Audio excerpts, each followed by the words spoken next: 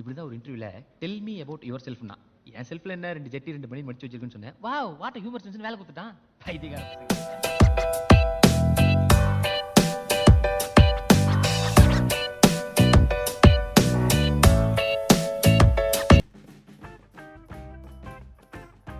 Hi friends, வணக்கம். நான் கனி Karthik. So வீடியோக்குள்ளே போகிறதுக்கு முன்னாடி டக்குன்னு என் சேனலுக்கு சப்ஸ்கிரைப் பண்ணிக்கோங்க. அதோட அந்த நோட்டிஃபிகேஷன் பெல் ஐக்கானையும் கிளிக் பண்ணி வைங்க. இன்னைக்கு இந்த வீடியோவில் நான் ஷேர் பண்ண போகிறது ஒரு இன்டர்வியூ ட்ரிக். எந்த வகையான வேலையாக இருக்கலாம், எந்த மாதிரியான கம்பெனியாக இருக்கலாம், சின்னதோ பெருசோ இல்லை மீடியம் சைஸ் கம்பெனியோ, நீங்கள் இன்டர்வியூக்குன்னு போகும்போது உங்களோட ஹெச்ஆர், அதாவது உங்களை இன்டர்வியூ பண்ணுறவங்க கேட்குற ஃபர்ஸ்ட் கொஸ்டின் வந்து மோஸ்ட்லி இதாக தான் இருக்கும். கொஸ்டின் என்னன்னு பார்த்தீங்கன்னா, del me something about your self. So இப்போ ரீசெண்டாக வந்து நான் காமெடி கிளிப்பிங்ஸ் வந்து டிவியில் போடுவாங்க. அண்ட் அதில் பார்த்துட்டு இருந்தபோது வேலைக்காரன் படத்தோட ஒரு காமெடி கிளிப்பிங் போட்டிருந்தாங்க. அண்ட் இது வந்து அந்த இன்டர்வியூக்கு வந்து சிவகார்த்திகேயன் உட்காந்துட்டு இருக்கும்போது பின்னாடியிலேருந்து ஆக்டர் சதீஷ் இருப்பார். அண்ட் ஆக்டர் சதீஷ் வந்து சிவகார்த்திகேயன் கிட்ட ஏன் பிரதர் இவ்வளோ டென்ஷனாக இருக்கீங்க, என்ன கேட்க போகிறாங்க, நானும் ஒரு இன்டர்வியூ அட்டென்ட் பண்ணேன், tell me something about your செல்ஃப்னு சொன்னாங்க. என் செல்ஃபில் என்ன 2 ஜட்டி 2 பனியன் இருக்குன்னு சொன்னேன். உங்களுக்கு நல்ல காமெடி சென்ஸ் இருக்குது, ஹியூமர் சென்ஸ் இருக்குன்ட்டு வேலையை கொடுத்துட்டாங்க. இது வேணா படத்தில் நடக்கலாங்க. பட் உண்மையில் என்னன்னு பார்த்தீங்கன்னா, இந்த கொஷனுக்கு tell me something about yourself அப்படிங்கிற கொஷனுக்கு பின்னாடி நிறைய விஷயங்கள் வந்து ஒளிஞ்சிருக்கு. இஸ் அ ஹெச்ஆரா நான் இன்டர்வியூ பண்ணும்போது கூட இந்த கொஷனை வந்து நான் ஃபர்ஸ்டாக கேட்பேன். ஏன்னா ஒரு பர்சன், எனக்கு முன்னாடி உட்காந்துட்டு இருக்கிற பர்சனோட கம்ப்ளீட் டேலண்ட் அண்ட் அவங்களுக்கு இருக்கிற பொட்டென்ஷியலை வந்து இந்த ஒரு கொஷனை வச்சே என்னால் ஜட்ஜ் பண்ண முடியும்.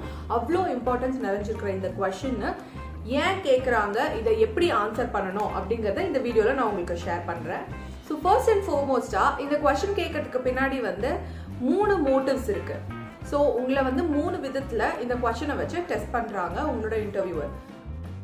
ஃபர்ஸ்ட் என்னன்னு பார்த்தீங்கன்னா, உங்களோட கம்யூனிகேஷன்.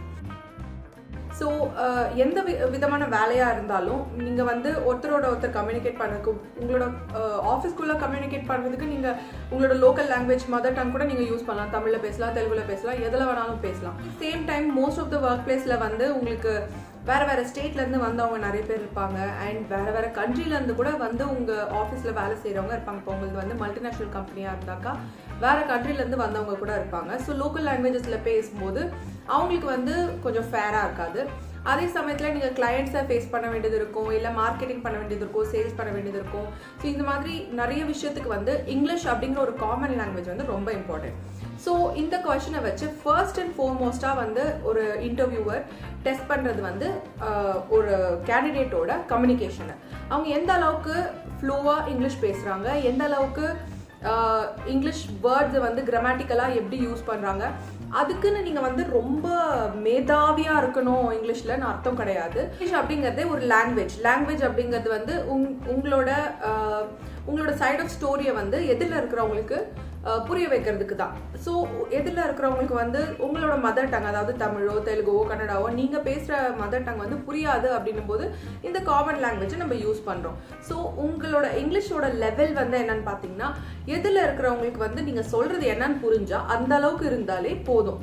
ஸோ நீங்கள் வந்து ஆக்சென்ட் வச்சு பேசணும், இல்லைனா ரொம்ப கிராமட்டிக்கலாக வந்து இருக்கணும், இல்லை சென்டென்சஸ் வந்து ரொம்ப பர்ஃபெக்டாக ஃபார்ம் ஆகிருக்கணும், அதெல்லாம் ஒன்றும் கிடையாது. நீங்கள் பேசுறது வந்து உங்களோட இன்டர்வியூவருக்கு புரியணும். ஸோ இந்த கம்யூனிகேஷனை டெஸ்ட் பண்ணுறது வந்து ஃபர்ஸ்ட் மோட்டிவ், இந்த கொஸ்டினோட ஃபர்ஸ்ட் மோட்டிவ். செகண்ட் மோட்டிவ் என்னன்னு பார்த்தீங்கன்னா, confidence.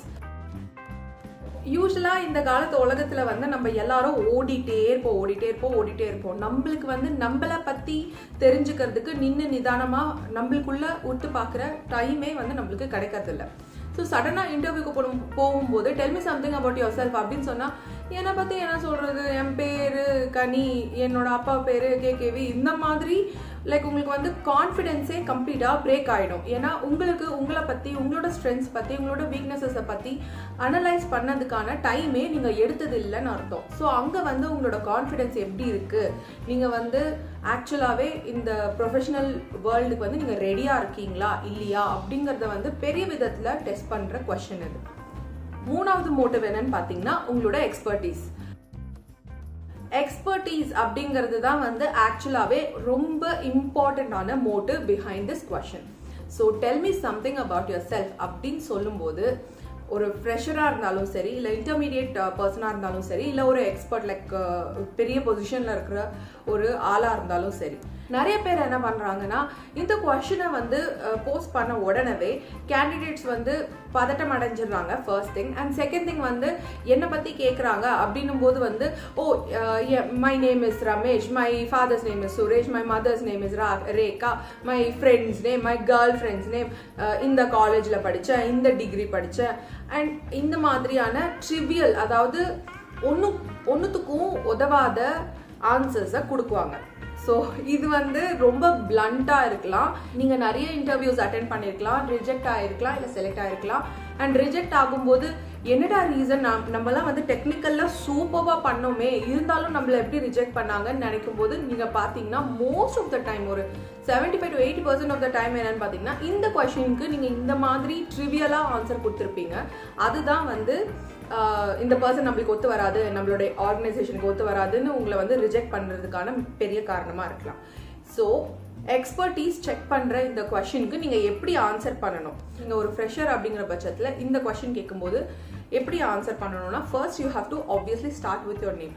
So my name is அப்படின்னு சொல்லி ஆரம்பிச்சு, நான் வந்து இந்த காலேஜில் இந்த டிகிரி படித்து முடிச்சிருக்கேன், இந்த டிகிரி எடுத்ததுக்கான காரணம் இது, இந்த கோர்ஸில் வந்து இந்த அச்சீவ்மெண்ட்ஸ்லாம் நான் பண்ணியிருக்கேன். இப்போ நான் ஃபார் எக்ஸாம்பிள் நான் வந்து தயானந்த் சாகர் காலேஜ்லேருந்து அதாவது bachelors of engineering in chemical department முடிச்சிருக்கேன். ஸோ நான் வந்து கெமிக்கல் இன்ஜினியரிங் ஏன் சூஸ் பண்ணேன்னா, எங்கள் அப்பா ஒரு கெமிக்கல் இன்ஜினியர் அண்ட் அவர் வந்து ஒரு பெட்ரோலியம் இண்டஸ்ட்ரியில் வேலை செஞ்சுட்ருக்காரு. ஸோ அந்த இண்டஸ்ட்ரி வந்து எனக்கு ரொம்பவே இன்ட்ரெஸ்டிங்காக இருக்குது and I want to learn that professionally. And அதை வந்து நான் ஒரு கோர்ஸாக கம்ப்ளீட் பண்ணி நானும் மேபி என்னோட ஃபியூச்சர் வந்து பெட்ரோலியம் இண்டஸ்ட்ரியில் நானும் வந்து என்னோட ஃபியூச்சரை பார்க்க முடியுமா அப்படின்னு டெஸ்ட் பண்ணுறதுக்கு தான் நான் இந்த கோர்ஸை சூஸ் பண்ணேன். ஆக்சுவலி எனக்கு பெட்ரோலியம் அண்ட் பெட்ரோகெமிக்கல்ஸ் ரிலேட்டட் சப்ஜெக்ட்ஸில் வந்து எனக்கு ரொம்பவே இன்ட்ரெஸ்ட் இருந்தது. அண்ட் இதில் வந்து நான் நல்லாவே எக்ஸலும் பண்ணியிருக்கேன், நல்ல மார்க்ஸும் வாங்கியிருக்கேன். அண்ட் அது மட்டும் இல்லாமல் எனக்கு வந்து புதுசாக தெரிய வந்தது எனக்கு டிசைன் ஃபீல்ட்லேயும் ஒரு இன்ட்ரெஸ்ட் இருக்குது அப்படிங்கிற ஒரு விஷயம். ஸோ கெமிக்கல் இன்ஜினியரிங் டிசைனில் வந்து நான் கிளாஸ் டாப்பராக இருக்கேன். இப்போ நான் அப்ளை பண்ணியிருக்கிற பொசிஷனும் வந்து என்னோட இன்ட்ரெஸ்ட்டை இன்னும் கொஞ்சம் ஃபர்தர் பண்ணுற மாதிரி இருக்கும், நான் இன்னும் நிறைய லேர்ன் பண்ணுற மாதிரி இருக்கும்னு நம்புகிறேன்.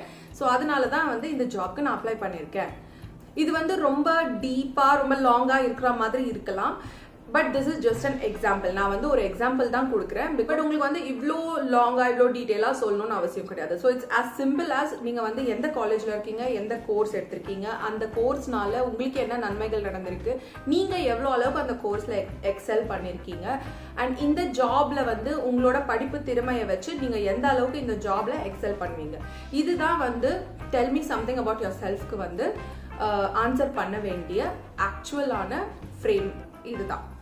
அதே நீங்கள் வந்து ஒரு இன்டர்மீடியட் லெவலில் இருக்கீங்கன்னா நீங்கள் வந்து tell me something about your self அப்படின்னு கேட்கும்போது உங்கள் பேர், உங்கள் காலேஜில் படித்த கோர்ஸு, உங்கள் அப்பா பேர், அம்மா பேர், இதெல்லாம் நோ கம்ப்ளீட் நோ. நீங்கள் ஒரு இன்டர்மீடியட் லெவல், அதாவது 5 இயர்ஸ்க்கு மேலே ஒரு ஒர்க் எக்ஸ்பீரியன்ஸ் இருக்கிற, 5 இயர்ஸ் கூட இல்லை 3 இயர்ஸ்லேருந்தே உங்களுக்கு வந்து அந்த அளவுக்கு ஒர்க் எக்ஸ்பீரியன்ஸ் இருக்குது அப்படின்னாலே நீங்கள் வந்து உங்களோட காலேஜ் டிகிரி, காலேஜ் நேம் இதெல்லாமே வந்து இந்த கொஷினோட ஆன்சர்லேருந்து கம்ப்ளீட்டாக ஒமிட் பண்ணிடணும். நேம்க்கு அப்புறம் இம்மீடியட்டாகவே வந்து எந்த உங்களுக்கு வந்து ஒர்க் எக்ஸ்பீரியன்ஸ் என்னெல்லாம் இருக்குது, எங்கே வேலை செஞ்சீங்க, என்னெல்லாம் எக்ஸ்பர்டீஸ் வந்து நீங்கள் கெயின் பண்ணியிருக்கீங்க, என்னெல்லாம் லேர்ன் பண்ணியிருக்கீங்க, நீங்கள் லேர்ன் பண்ணது உங்களோட எக்ஸ்பீரியன்ஸ், அதாவது 3 வருஷமோ 5 வருஷமோ அந்த எக்ஸ்பீரியன்ஸை வச்சு இந்த ஜாபுக்கு வந்து நீங்கள் என்ன கூடுதலாக என்ன பண்ண முடியும் அப்படிங்கிறது தான் வந்து ஆன்சர் பண்ணணும். You have to not speak like நீங்கள் வந்து உங்களோட ஃபேமிலி பேக்ரவுண்ட் பற்றி, உங்களோட படிப்பு பேக்ரவுண்ட் பற்றி எதுவுமே நீங்கள் வந்து எக்ஸ்பிளைன் பண்ண வேண்டிய அவசியம் இல்லை. ஸோ இப்போ உங்களுக்கு வந்து இந்த கொஷின், அதாவது del me something about yourself அப்படிங்கிற கொஷனுக்கு என்ன மாதிரி ஆன்சர் கொடுக்கணும், எது வந்து கரெக்டான ஆன்சர் அப்படிங்கிறத வந்து உங்களுக்கு ஓரளவுக்கு ஒரு ஐடியா கிடைச்சிருக்கும்னு நான் நம்புகிறேன். அவ்வளோ டீட்டெயிலாக இருக்கிற ரெஸ்யூமை கையில் வச்சுட்டும் வந்து உங்களோட interviewer del me something about your self அப்படின்னு கேட்குறாங்கன்னா அதுக்கான மெயின் அர்த்தம் வந்து இந்த 3 விஷயம் தான். Again I am telling you, tell me something about yourself அப்படின்னா உங்களோட இன்டர்வியூவர் உங்களோட கம்யூனிகேஷன் ஸ்கில், உங்களோட கான்ஃபிடென்ஸ், அப்புறம் உங்களோட எக்ஸ்பர்டீஸை மட்டும் தான் டெஸ்ட் பண்ணுறாங்க.